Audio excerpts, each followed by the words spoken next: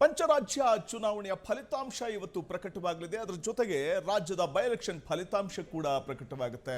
ಎರಡು ಕ್ಷೇತ್ರಗಳಿಗೆ ನಡೆದಂತಹ ಬೈ ಎಲೆಕ್ಷನ್, ಅದರಲ್ಲೂ ದಾವಣಗೆರೆ ದಕ್ಷಿಣ ಕ್ಷೇತ್ರ ಮತ್ತು ಬಾಗಲಕೋಟೆ ಕ್ಷೇತ್ರ, ಈ ಎರಡು ಕ್ಷೇತ್ರಗಳಿಗೆ ಬೈ ಎಲೆಕ್ಷನ್ ನಡೀತಾ ಇದ್ದು ಆ ಫಲಿತಾಂಶ ಹೊರಬೀಳಲಿದೆ. ಮಧ್ಯಾಹ್ನದ ಹೊತ್ತಿಗೆ ಒಂದು ಕನ್ಫರ್ಮ್ ಆಗುತ್ತೆ ಫಲಿತಾಂಶ. ದಾವಣಗೆರೆಯಲ್ಲಿ ಸಮರ್ಥ ಶಾಮನೂರು, ಬಾಗಲಕೋಟೆಯಲ್ಲಿ ಉಮೇಶ್ ಮೇಟಿ ಮುನ್ನಡೆಯನ್ನು ಪಡ್ಕೊಂಡಿದ್ದಾರೆ ಕಾಂಗ್ರೆಸ್ ಅಭ್ಯರ್ಥಿಗಳು. ಸಮರ್ಥ್ಗೆ 370 ಅಂಚೆ ಮತ, ದಾಸಕರಿಯಪ್ಪಗೆ 250 ಅಂಚೆ ಮತಗಳು. ಉಪಚುನಾವಣೆಯಲ್ಲಿ ಕಾಂಗ್ರೆಸ್ ಮುನ್ನಡೆಯನ್ನು ಪಡ್ಕೊಂಡಿದೆ. ದಾವಣಗೆರೆ ದಕ್ಷಿಣ ಮತ್ತು ಬಾಗಲಕೋಟೆ ವಿಧಾನಸಭಾ ಕ್ಷೇತ್ರಗಳಿಗೆ ನಡೆದ ಬೈ ಎಲೆಕ್ಷನ್, ದಾವಣಗೆರೆಯಲ್ಲಿ ಸಮರ್ಥ ಶಾಮನೂರು, ಬಾಗಲಕೋಟೆಯಲ್ಲಿ ಉಮೇಶ್ ಮೇಟಿ ಮುನ್ನಡೆಯನ್ನ ಪಡ್ಕೊಂಡಿರೋದ್ರ ಬಗ್ಗೆ ಮಾಹಿತಿ ಲಭ್ಯವಾಗ್ತಾ ಇದೆ. ಸಮರ್ಥ್ಗೆ 370 ಅಂಚೆ ಮತಗಳು ಲಭ್ಯವಾಗಿದ್ರೆ ದಾಸಕರಿಯಪ್ಪ ಅವರಿಗೆ 250 ಮತಗಳು. ಇನ್ನು ಬಾಗಲಕೋಟೆಯಲ್ಲಿ ಕಾಂಗ್ರೆಸ್ಗೆ 3207 ಮತಗಳ ಲೀಡ್ ಸಿಕ್ಕಿದೆ. ಬಿಜೆಪಿ ಅಭ್ಯರ್ಥಿ ವೀರಣ್ಣ ಚರಂತಿಮಠ್ ಆರಂಭಿಕ ಹಿನ್ನಡೆಯನ್ನ ಪಡ್ಕೊಂಡಿದ್ದಾರೆ. ಉಪಚುನಾವಣೆಯಲ್ಲಿ ಕಾಂಗ್ರೆಸ್ ಮುನ್ನಡೆಯನ್ನ ಪಡ್ಕೊಂಡಿದೆ, ಆರಂಭಿಕ ಮುನ್ನಡೆಯನ್ನ. ದಾವಣಗೆರೆಯಲ್ಲಿ ಕಾಂಗ್ರೆಸ್ ಅಭ್ಯರ್ಥಿಯಾಗಿ ಸಮರ್ಥ ಶಾಮನೂರು ಕಣದಲ್ಲಿದ್ದಾರೆ. ಬಾಗಲಕೋಟೆಯಲ್ಲಿ ಉಮೇಶ್ ಮೇಟಿ ಕಾಂಗ್ರೆಸ್ ಅಭ್ಯರ್ಥಿಯಾಗಿ ಕಣದಲ್ಲಿದ್ದು ಮುನ್ನಡೆಯನ್ನು ಪಡ್ಕೊಂಡಿದ್ದಾರೆ. ಆರಂಭಿಕ ಮುನ್ನಡೆ ಸಿಕ್ಕಿರುವಂತದ್ದು. ಸಮರ್ಥ್ಗೆ 370 ಅಂಚೆ ಮತಗಳು, ದಾಸಕರಿಯಪ್ಪಗೆ 250 ಅಂಚೆ ಮತಗಳು ಲಭ್ಯವಾಗಿದ್ದು, ಬಾಗಲಕೋಟೆಯಲ್ಲಿ ಕಾಂಗ್ರೆಸ್ಗೆ 3207 ಮತಗಳ ಲೀಡ್ ಸಿಕ್ಕಿದೆ ಆರಂಭದಲ್ಲಿ.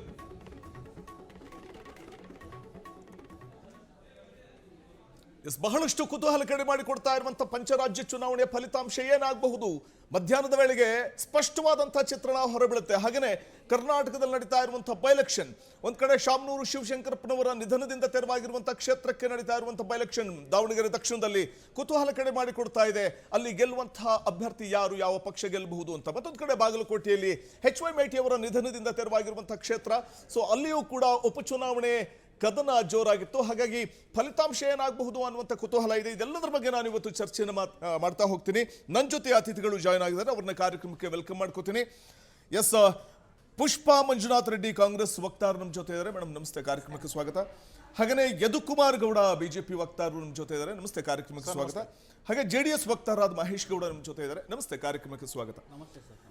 ಸದ್ಯದ ಒಂದು ಟ್ರೆಂಡ್ ಗಮನಿಸ್ತಾ ಇದ್ದೀರಿ, ಆರಂಭಿಕ ಮುನ್ನಡೆಗಳು, ಅದರಲ್ಲೂ ನಾವು ಪಂಚರಾಜ್ಯ ಚುನಾವಣೆ ವಿಚಾರವನ್ನು ನಾವು ಪ್ರಸ್ತಾಪ ಮಾಡ್ತಾ ಹೋಗೋಣ. ಅದಕ್ಕಿಂತ ಮೊದಲು ಬೈ ಎಲೆಕ್ಷನ್ ವಿಚಾರಕ್ಕೆ ಬರೋದಾದ್ರೆ ಆರಂಭಿಕ ಮುನ್ನಡೆ ಎರಡೂ ಕಡೆ ಕಾಂಗ್ರೆಸ್ ಸಿಕ್ಕಿರುವಂಥದ್ದು, ಏನು ಹೇಳ್ತೀರಿ?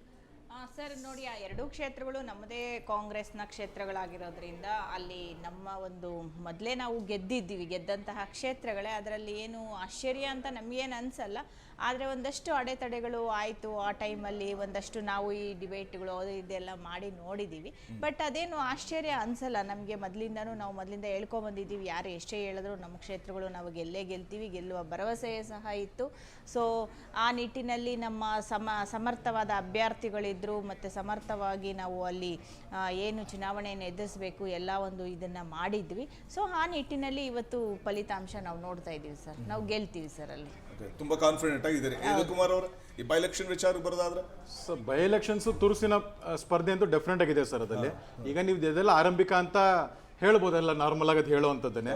ಆದ್ರೆ ಪೋಸ್ಟಲ್ ಅಂತ ನಾರ್ಮಲ್ ಅಂತ ಫಸ್ಟ್ ಮೊದಲನೇ ಅಂತದ್ದು ಇರಬೇಕಾದ ನಮ್ದಂದ್ರೆ ನಾವು ಎರಡೂ ಕಡೆನೂ ಒಂದು ಸಮರ್ಥವಾದ ಅಭ್ಯರ್ಥಿ ಮತ್ತೆ ಸಂಘಟಿತವಾದ ಒಂದು ಹೋರಾಟ, ಅಂದ್ರೆ NDA ಪಕ್ಷವಾಗಿ JDS ಮತ್ತೆ BJP ಸಮರ್ಥವಾಗಿ ಅಲ್ಲಿ ಚುನಾವಣಾ ಪ್ರಚಾರ ನಡೆಸಿದಂಥದ್ದು ನಮ್ಗೆ ವಿಶ್ವಾಸ ಇದೆ ಸರ್. ಇನ್ನು ಮುಂದಿನ ರೌಂಡ್ಸ್ಗಳಲ್ಲಿ ಅದು ನಾವೊಂದು ಗೆಲುವಿನ ಅಂತರ ನಾವು ಕಾಯ್ಕೊಳ್ತೀವಿ. ಮತ್ತೆ ಎರಡೂ ಕ್ಷೇತ್ರಗಳಲ್ಲಿ ಡೆಫಿನೆಟ್ ಆಗಿದೆ ಈ ಸತಿ ನಾವು ಬೈ ಎಲೆಕ್ಷನ್ಸ್ ಗೆಲ್ತೀವಿ. ಕರ್ನಾಟಕದ ಮಟ್ಟದಲ್ಲಿ ಈ ಎರಡು ಕ್ಷೇತ್ರ ಬಾಗಲಕೋಟೆ ಮತ್ತೆ ದಾವಣಗೆರೆ ದಕ್ಷಿಣದಲ್ಲಿ ಅಂತ ಏನು ಗೊಂದಲಗಳು ಕಾಂಗ್ರೆಸ್ ಅಂತ ಆಯ್ತು, ಮತ್ತೆ ಆ ಕಾಂಗ್ರೆಸ್ನ ಮತದಾರರು ಒಂದೇನೊಂದು ಚೇಂಜ್ ಅನ್ನ ಬಯಸಿದ್ರು, ಬದಲಾವಣೆ ಬಯಸಿದ್ರು.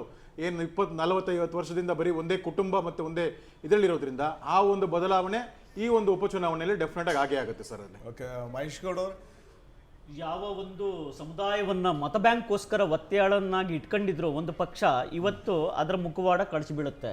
ನೀವು ನೋಡಿದ್ದೀರಿ. ನೀವು ಒತ್ತೆಯಾಳು ಅಂತ ಯಾಕೆ ಹೇಳ್ತೀರಿ? ಸಾಂಪ್ರದಾಯಿಕ ಮತಗಳು ಅಂತಂದ್ರೆ ತಪ್ಪೇನಿಲ್ಲ. ಎಸ್, ಮಾತಾಡ್ತಾ ಹೋಗೋಣ. ಒಂದು ಅಪ್ಡೇಟ್ಸ್ ಇದೆ, ನೋಡ್ತಾ ಹೋಗೋಣ. ಬಾಗಲಕೋಟೆಯಲ್ಲಿ ಕೈ ಮೇಲುಗೈ ಮೊದಲ ಸುತ್ತಿನಲ್ಲಿ ಉಮೇಶ್ ಮೇಟಿ ಮುನ್ನಡೆ ಪಡ್ಕೊಂಡಿದ್ದಾರೆ. ಬಾಗಲಕೋಟೆ ರಣಕಣದಲ್ಲಿ ಕಾಂಗ್ರೆಸ್ಗೆ ಆರಂಭಿಕ ಯಶಸ್ಸು ಸಿಕ್ಕಿರುವಂತದ್ದು. ಮೊದಲ ಸುತ್ತಿನ ಮತ ಎಣಿಕೆ ಅಂತ್ಯಕ್ಕೆ ಕಾಂಗ್ರೆಸ್ ಅಭ್ಯರ್ಥಿಗೆ 3207 ಮತಗಳು ಮೊದಲ ಸುತ್ತಿನ ಮತ ಎಣಿಕೆ ಅಂತ್ಯಕ್ಕೆ ಸಿಕ್ಕಿರುವಂತದ್ದು. ಬಿಜೆಪಿ ಅಭ್ಯರ್ಥಿ ವೀರಣ್ಣ ಚರಂತಿಮಠ್ ಆರಂಭಿಕ ಹಿನ್ನಡೆಯನ್ನು ಪಡ್ಕೊಂಡಿದ್ದಾರೆ. ಬಾಗಲಕೋಟೆ ತೋಟಗಾರಿಕೆ ವಿಜ್ಞಾನಗಳ ವಿವಿಯಲ್ಲಿ ಬಿರುಸಿನ ಮತ ಎಣಿಕೆ ಪ್ರಕ್ರಿಯೆ ನಡೀತಾ ಇದೆ. ಬಾಗಲಕೋಟೆಯಲ್ಲಿ ಕೈ ಮೇಲುಗೈ ಸಾಧಿಸಿದ್ರೆ ಮೊದಲ ಸುತ್ತಿನಲ್ಲೇ ಉಮೇಶ್ ಮೇಟಿ ಮುನ್ನಡೆ ಪಡ್ಕೊಂಡಿದ್ದಾರೆ. ಬಾಗಲಕೋಟೆ ರಣಕಣದಲ್ಲಿ ಕಾಂಗ್ರೆಸ್ಗೆ ಆರಂಭಿಕ ಯಶಸ್ಸು ಸಿಕ್ಕಿರುವಂತದ್ದು. ಮೊದಲ ಸುತ್ತಿನ ಮತ ಎಣಿಕೆ ಅಂತ್ಯಕ್ಕೆ ಕಾಂಗ್ರೆಸ್ ಅಭ್ಯರ್ಥಿಗೆ 3207 ಮತಗಳ ಮುನ್ನಡೆ ಸಿಕ್ಕಿದೆ. ವೀರಣ್ಣ ಚರಂತಿಮಠ ಅಲ್ಲಿ ಬಿಜೆಪಿ ಅಭ್ಯರ್ಥಿಯಾಗಿ ಕಣದಲ್ಲಿದ್ದಾರೆ. ಬಾಗಲಕೋಟೆ ತೋಟಗಾರಿಕೆ ವಿಜ್ಞಾನಗಳ ವಿವಿಯಲ್ಲಿ ನಡೀತಾ ಇರುವಂತಹ ಮತ ಎಣಿಕೆ ಪ್ರಕ್ರಿಯೆ. ಸೊ ಹಾಗಾಗಿ ಮಹೇಶ್ ಗೌಡ ಮಾತಾಡ್ತಿದ್ರಿ, ವಯೋಸಹಜ ವೃತ್ತಿಯಿಂದ ಏನು ಇಬ್ಬರು ತೀರ್ಕೊಂಡಿದ್ರು, ಇವತ್ತು ಆ ಕ್ಷೇತ್ರಗಳಿಗೆ ನಡೆದಂಥ ಏನು ಮತದಾನ ನಡೆಯಿತು, ಇಡೀ ರಾಜ್ಯದ ಒಂದು ಪಕ್ಷವನ್ನೇ ಅಲ್ಲೋಲ ಕಲ್ಲೋಲವನ್ನಂತೂ ಮಾಡಿದೆ. ಅದರಲ್ಲಿ ಎರಡು ಮಾತೇ ಇಲ್ಲ. ಇಲ್ಲಿ ಮುಖ್ಯಮಂತ್ರಿ ಇರ್ಬೋದು, ಉಪಮುಖ್ಯಮಂತ್ರಿ ಇರ್ಬೋದು, ಒಂದು ಧರ್ಮ ಇರ್ಬೋದು, ಎಲ್ಲವನ್ನೂ ಸಹ ಅಲುಗಾಡಿಸುವಂಥ ಪರಿಸ್ಥಿತಿ ಇವತ್ತು ಎರಡು ಮತದಾನ ಕ್ಷೇತ್ರಗಳಲ್ಲಿ ಏನು ನಡೀತು ಇವತ್ತು ಹಾಗೆ ಹೋಗಿದೆ.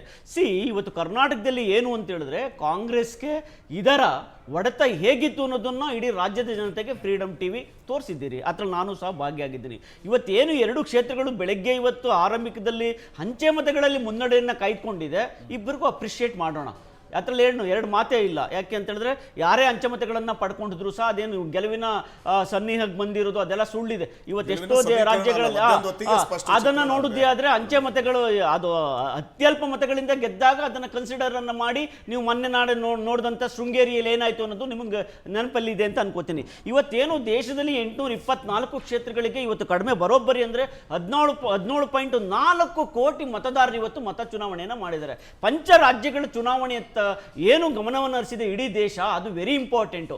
ರಾಜ್ಯದಲ್ಲಿ ಬಿಡಿ 2 ವಿಧಾನಸಭಾ ಕ್ಷೇತ್ರಗಳಿಗೆ ನಡೀತಾ ಇದೆ, ಅದು ಸಹ ಒಂದು ಇವತ್ತು ನಮ್ಮ ರಾಜ್ಯಕ್ಕೂ ಸಹ ಬೇಕಾಗಿದೆ. ಯಾಕೆಂದ್ರೆ ಇವತ್ತು ರಾಜ್ಯದ ಜನ ನೋಡ್ತಾ ಇದ್ದಾರೆ ದಾವಣಗೆರೆ ವಿಧಾನಸಭೆಯಲ್ಲಿ ಏನಾಗುತ್ತೆ ಅಂತೇಳಿ. ಅಕಸ್ಮಾತ್ ದಾವಣಗೆರೆ ವಿಧಾನಸಭೆಯಲ್ಲಿ ಕಾಂಗ್ರೆಸ್ ಗೆದ್ದುದ್ದೇ ಆದರೆ ಸೋತುದ್ದೇ ಆದರೆ ನೆಕ್ಸ್ಟ್ ನೀವು ಅದನ್ನೇ ತೆಗೆದುಕೊಳ್ಳೋದು ಯಾವಾಗ ಚರ್ಚೆಯಲ್ಲಿ ಇವತ್ತು ಸಂಜೆಯಿಂದ ನಾಳೆಯಿಂದ ಅದನ್ನೇ ತೆಗೆದುಕೊಳ್ತೀರಿ, ಪಂಚರಾಜ್ಯ ತೆಗೆದುಕೊಳ್ಳೋದೇ ಇಲ್ಲ. ಸಾಮಾನ್ಯವಾಗಿ ಎಲೆಕ್ಷನ್ ಸಂದರ್ಭದಲ್ಲಿ ಆಡಳಿತಾರೂಢ ಪಕ್ಷ ಯಾವ್ದಿರುತ್ತೋ ಅದ್ರ ಪರವಾಗಿ ತೀರ್ಪು ಬರುವಂತ ನಾವು ನೋಡ್ತಾ ಇರ್ತೀವಿ. ಇಲ್ಲಿ ಅದೇ ರೀತಿ ತೀರ್ಪು ಬರಬಹುದಾ ಅನ್ನುವಂತ ಒಂದಷ್ಟು ಎಕ್ಸ್ಪೆಕ್ಟೇಷನ್ ಕಾಂಗ್ರೆಸ್ನವ್ರಿಗಿದೆ. ನೋಡಿ, ನಾವು ಚುನಾವಣೆಯಲ್ಲಿ ಈ ಸರಿ ತುಂಬಾ ಅಚ್ಚುಕಟ್ಟಾಗಿ ಕೆಲಸ ಮಾಡಿದ್ದೀವಿ. ಎಲ್ಲಿ ಕರ್ನಾಟಕ ರಾಜ್ಯದಲ್ಲಿ ಏನಾದರೂ ಮಾಡಿ 2 ಕ್ಷೇತ್ರಗಳನ್ನ ಗೆಲ್ಲೇಬೇಕು ಅಂತೇಳಿ. ಯಾಕೆ ಅಂತ ಹೇಳಿದ್ರೆ ನಿಮಗೂ ಗೊತ್ತಿದೆ ರಾಜ್ಯದಲ್ಲಿ ಇರ್ತಕ್ಕಂಥ ಆಂಟಿ ಇನ್ಕಮೆನ್ಸಿ ಸ್ಟಾರ್ಟ್ ಆಗಿರುವಂಥದ್ದು. 3 ವರ್ಷಗಳಲ್ಲಿ CM ಕುರ್ಚಿಗೋಸ್ಕರ ಎಷ್ಟು ಕಿತ್ತಾಟಗಳು ನಡೆದಿದೆ, ಎಷ್ಟು ಬೆಲೆ ಏರಿಕೆಗಳಾಗಿದೆ. ಇವ್ರ ಕಿತ್ತಾಟದಿಂದ ರಾಜ್ಯದ ಜನ ಹೇಗೆ ತತ್ತರಿಸೋಗಿದ್ದಾರೆ, ಅದಕ್ಕೆ ಮುಲಾಮ ಹಚ್ಚುವಂತೆ 2 ಕ್ಷೇತ್ರಗಳ ಮತದಾನ ಇವತ್ತು ನಡೆದಂಥದ್ದು. ಇಲ್ಲಿ 2 ಕ್ಷೇತ್ರಗಳಲ್ಲಿ ಕಾಂಗ್ರೆಸ್ ಗೆದ್ರೆ ಏನು ಪಕ್ಷ ಬಿದ್ದೋಗೋದಿಲ್ಲ, 2 ಕ್ಷೇತ್ರಗಳಲ್ಲಿ ಕಾಂಗ್ರೆಸ್ ಹೋದ್ರು ಏನು ರಾಜ್ಯ ಸರ್ಕಾರ ಕಿತ್ತೋಗೋದಿಲ್ಲ, ಅವ್ರು ಡಿಫೆನ್ಸ್ ಆಗುತ್ತೆ. ಆದರೆ ಆ ಚುನಾವಣೆಯ ನಂತರ 2 ಕ್ಷೇತ್ರಗಳ ಮತದಾನದ ಆದ ನಂತರ ಏನಾಗುತ್ತೆ ಅನ್ನೋದು ಈ ರಾಜ್ಯದ ಜನ ನೋಡ್ತಾನೆ ಇದ್ದಾರೆ. ಖಂಡಿತ ಅದಾಗುತ್ತೆ. ನಮ್ಮ ಎಕ್ಸ್ಪೆಕ್ಟೇಷನ್ ಬ್ರದರ್, ಇವತ್ತೇನಾದ್ರೂ ನಮ್ಮ ಎಕ್ಸ್ಪೆಕ್ಟೇಷನ್ ಇಡೀ ದೇಶದ ಚುನಾವಣೆಯಲ್ಲಿ ನಾವು ನೇರವಾಗಿರೋದು ಅಂತ ಹೇಳಿದ್ರೆ, ಒಂದು ಪಶ್ಚಿಮ ಬಂಗಾಳದ ಚುನಾವಣೆಯನ್ನು ಗೆಲ್ಲೇಬೇಕು.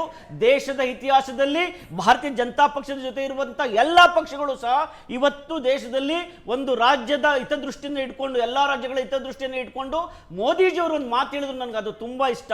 ಹೂಗ್ಲಿ ನದಿಯ ದಡದ ತೀರದಲ್ಲಿ ನಿಮಗೆ ಪ್ರಮಾಣ ಮಾಡ್ತಾ ಇದ್ದೇನೆ, ಇಡೀ ದೇಶವನ್ನ ಏನಾದ್ರೂ ಮಾಡಿ ಅತ್ಯುನ್ನತ ಸ್ಥಿತಿಗೆ ನಾನು ತೆಗೆದುಕೊಂಡು ಹೋಗ್ತೇನೆ. ಪಶ್ಚಿಮ ಬಂಗಾಳದ ಜನ ಯಾವತ್ತೂ ಕೈ ಬಿಡಬೇಡಿ, ನಿಮ್ಮ ಪಾಲಿಗೆ ನಾನು ಇದ್ದೇನೆ ಅಂತೇಳಿ ಒಂದು ಭರವಸೆಯನ್ನು ನೀಡಿದ್ರು.